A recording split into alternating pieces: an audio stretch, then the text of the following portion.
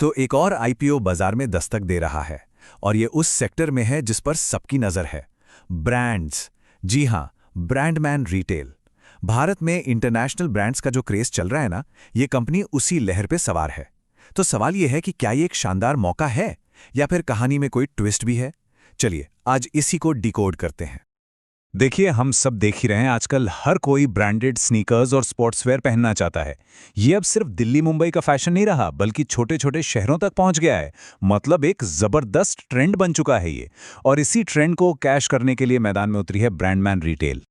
तो ठीक है, अब जरा और गहराई में चलते हैं। ये जो कंपनी है ब्रांडमैन रिटेल, आखिर ये करती क्या है?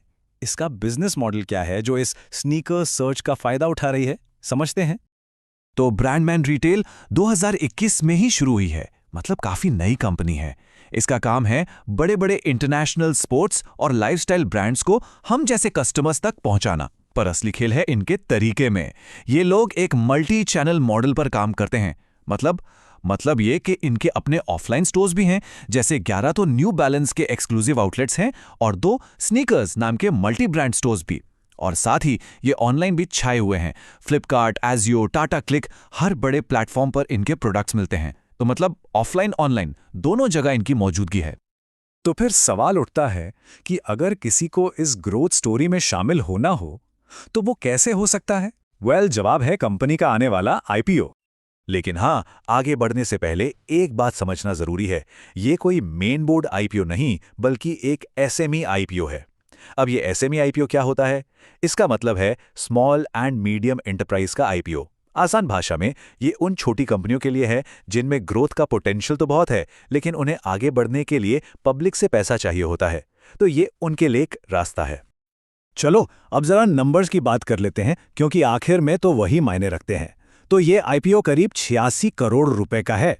प्राइस बैंड रखा गया है 167 से 176 रुपए प्रति शेयर।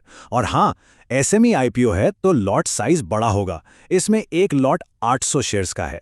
तारीखें भी याद रख लीजिए, 4 फरवरी को यह खुलेगा और 6 फरवरी 2026 को बंद हो जाएगा।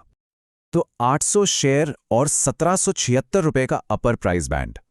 इसका सीधा सीधा मतलब यह हुआ कि अगर किसी को इसमें पैसा लगाना है तो मिनिमम इन्वेस्टमेंट करीब करीब 1,40,000 रुपए का होगा। रिटेल इन्वेस्टर्स के लिए यह अमाउंट जानना सबसे जरूरी होता है। आईपीओ की डिटेल्स तो अपनी जगह हैं, लेकिन असल सवाल तो यह है कि कंपनी खुद कैसा परफॉर्म कर रही है। पैसा लगाएं तो क्यों लगाएं? चलिए अब इसके फाइनेंशियल नंबर्स की कहानी देखते हैं। तो इस आईपीओ की इतनी चर्चा हो क्यों रही है?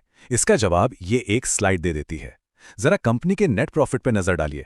मार्च 2024 में ये था 8.27 करोड़ और सिर्फ एक साल बाद मार्च 2025 में ये बढ़कर हो गया 20.95 करोड़, मतलब 2 गुने से भी ज्यादा का जंप।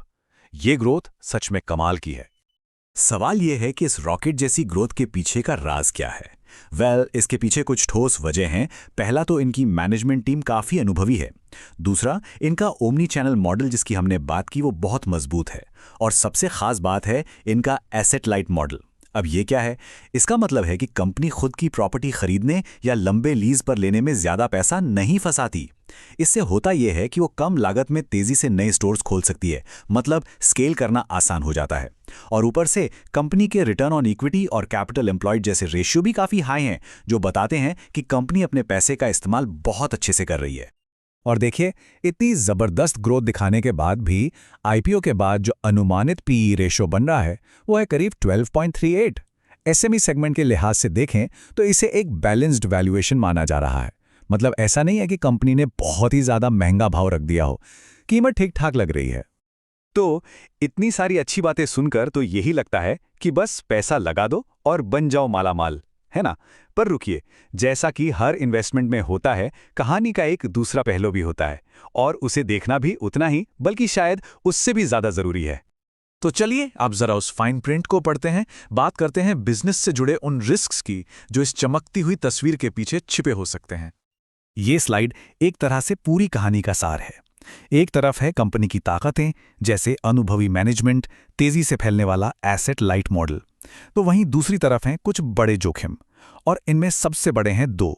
पहला, नॉन एक्सक्लूसिव ब्रांड एग्रीमेंट्स और दूसरा, ई कॉमर्स प्लेटफॉर्म्स पर हद से ज्यादा निर्भरता। अब ये नॉन एक्सक्लूसिव अग्रीमेंट का क्या मतलब है? इसे बिल्कुल आसान भाषा में समझते हैं।